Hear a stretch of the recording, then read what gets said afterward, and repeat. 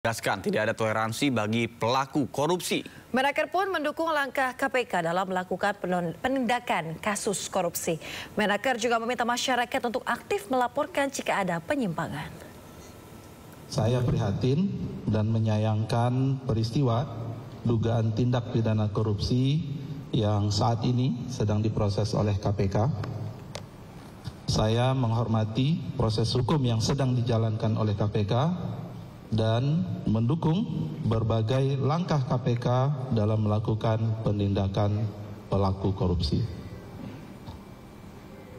Bagi saya dan keluarga besar Kementerian Ketenagakerjaan, ini adalah pukulan yang berat, terlebih sejak saya dilantik menjadi Menteri Ketenagakerjaan atau dalam 10 bulan terakhir, saya sedang melakukan banyak pembenahan dan penataan khususnya terkait dengan integritas, profesionalisme, dan perbaikan layanan. Sejalan dengan arahan Presiden bahwa tidak ada toleransi atas perilaku koruptif, maka saya sudah meminta pejabat beserta jajaran di Kemnaker untuk menandatangani fakta integritas dan siap dicopot apabila melakukan tindakan korupsi.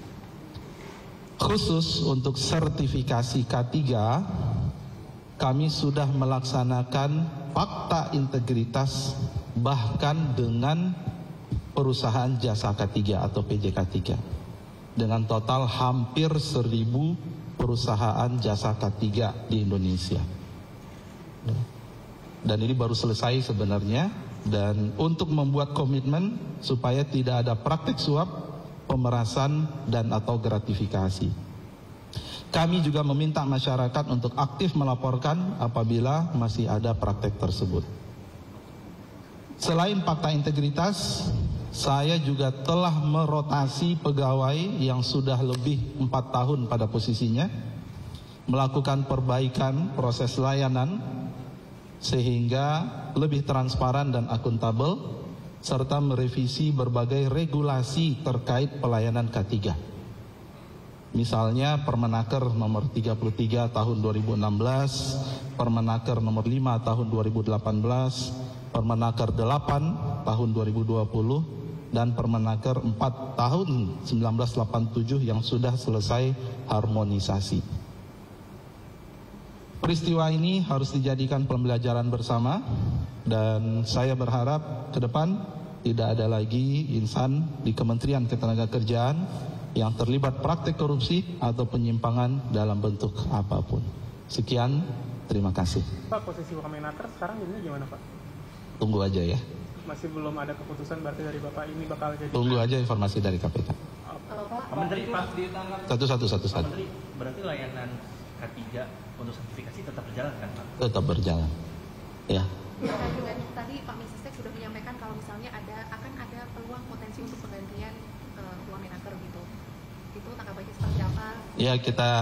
Yang kedua, terkait kinerja Kemenaker kan dinilainya bagus di sana gitu. Tapi dengan adanya kasus ini menjadi catatan tersendiri gitu. Kemudian pertanyaan selanjutnya, Pak, yang ditangkap adalah 10 orang dan katanya ditangkapnya di gedung K3 yang sebelah gitu. Apakah benar seperti itu? Dan dalam 10 orang itu selain Pak Kemenaker, apakah ada yang lain, pejabat yang lain yang dari Kemenaker yang juga ikut terciduk? Ya, terkait dengan proses tadi malam, detailnya siapa, kami cenderung kita tunggu dulu ya, tunggu nanti. Saya yakin KPK akan menyampaikan press conference-nya, ya, sehingga kita dari situ nanti kita lihat, ya. Dan tadi saya sampaikan ya kita tunggu, dan ini harus kita hormati proses itu. Pak, ya. ada 3 ruangan di lantai 7 yang memang disegel oleh KPK.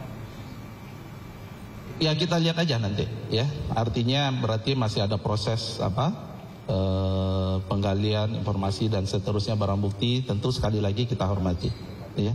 Jadi Menteri Sekretaris Negara Prasetyo Hadi menyatakan pemerintah menyampaikan keprihatinannya dan juga tetap konsisten membela KPK untuk menjalankan tugasnya. Mendapatkan kabar mengenai adanya kegiatan operasi tangkap tangan oleh Komisi Pemberantasan Korupsi. Tentu kami mewakili pemerintah tentu menyampaikan keprihatinan bahwa salah satu anggota kabinet Merah Putih diinformasikan menjadi salah satu yang terkena proses operasi tersebut. Nah, tentu sebagaimana yang berkali-kali diingatkan oleh Bapak Presiden kepada kita semua bahwa kita perlu untuk terus berhati-hati. Semangat kita adalah semangat untuk tidak menyalahgunakan amanah yang diberikan kepada kita semua, dan oleh karena itulah kami menyatakan keprihatinan yang mendalam. Akan tetapi Bapak Presiden sudah mendapatkan laporan dan beliau menyampaikan bahwa itu ranah hukum. Beliau menghormati proses di KPK dan dipersilahkan untuk proses hukum itu dijalankan sebagaimana mestinya. Dan apabila nanti terbukti, maka akan secepatnya dilakukan pergantian. Secara kinerjanya sejauh ini Bang Noel di Kemenaker gimana kalau dipantau Presiden? Sebetulnya kalau kita monitor selama kurang lebih 10 bulan, kinerja di Kementerian Tenaga Kerja baik Menteri maupun Wakil Menteri cukup masuk kategori cukup memuaskan, karena memang menyelesaikan banyak hal di tengah banyaknya permasalahan yang harus kita hadapi dan kita tangani. Terutama kemarin salah satu yang paling besar kan adalah berkenaan dengan masalah yang muncul di Seritek. Sebenarnya apa yang dikerjakan di Kementerian Tenaga Kerja juga cukup luar biasa sebenarnya. Tapi kan terlepas itu kan mungkin tidak ada kaitannya, tidak ada hubungannya ya.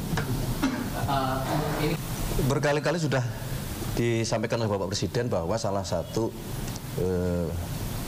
program atau salah satu niatan utama kita semua ini kan adalah bekerja keras untuk memberantas tindak-tindak pidana korupsi gitu, yang kemudian itu tentunya harus dimulai dari para pejabat pemerintahan gitu.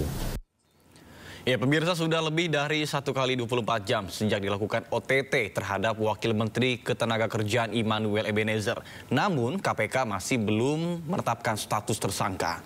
Dan untuk mengetahui update di KPK, sudah ada rekan kami Dilami Aulia di sana. Selamat pagi Dilami, apakah sudah ada kabar terbaru? Kapan KPK akan mengumumkan status tersangka terkait dengan OTT Wamenakar?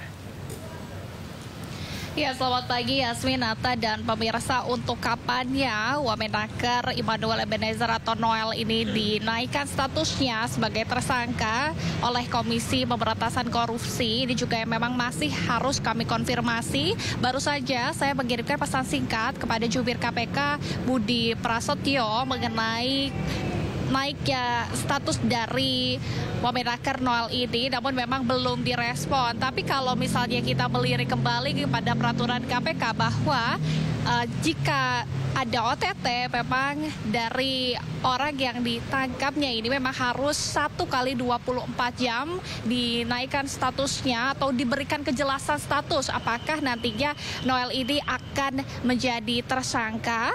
Karena kalau kita melihat ya, KPK ini telah melakukan OTT, operasi tangkap tangan, dari 20 hingga 21 Agustus 2025, dan Noel juga telah diperiksa secara intensif di gedung KPK Merah Putih oleh penyidik KPK terkait dengan dugaan pemerasan terhadap perusahaan pengurusan sertifikasi keselamatan dan kesehatan kerja atau K3 di sejumlah perusahaan, dan juga ini menyangkut ya ada beberapa orang juga, kiranya ada 13 orang lainnya yang berasal dari eselon 2 Kemenaker, kemudian juga ada yang berasal dari pihak swasta. Kemudian KPK juga telah mengantongi sejumlah barang bukti baik dari uang ataupun 22 kendaraan, yakni ada 15 mobil dan 7 motor yang nilainya cukup fantastis. Kalau kemarin kami melihat ada mobil Godzilla yang nilainya sekitar 2 miliar, kemudian ada motor Ducati yang bahkan nilainya bisa mencapai 800 hingga 1 miliar rupiah. Bahkan Yasmin, Nata, dan juga pemirsa, kalau kita melihat LHKPN dari Immanuel Ebenezer atau Noel ini dalam 4 tahun terakhir terjadi peningkatan yang cukup signifikan, sehingga untuk harta kekayaan Noel kini mencapai 17,62 miliar. Karena Noel ini juga merupakan wamenaker Wakil Menteri Ketenagakerjaan, artinya dari pihak Istana Negara juga dari Prasetyo Hadi Mensesnek ini mengungkapkan bahwa Prabowo Subianto tidak akan pandang bulu dan juga akan menyerahkan terkait dengan kasus Noel ini kepada KPK. Tentu apabila nantinya Noel ditetapkan sebagai tersangka oleh KPK, posisi dari wamenaker ini harus diisi dan kemungkinan Istana Negara juga akan melakukan reshuffle. Nantinya kita akan melihat lebih lanjut ya Yasmin dan juga Nata, mengingat 1 kali 24 jam itu terhitung hari ini, sehingga pihak KPK harusnya melakukan press conference pada siang hari nanti. Kita lihat nanti bersama apakah Noel akan ditetapkan menjadi tersangka atau tidak. Kembali ke Nata, Yasmin. Ya baik, terima kasih rekan Dilami Aulia melaporkan.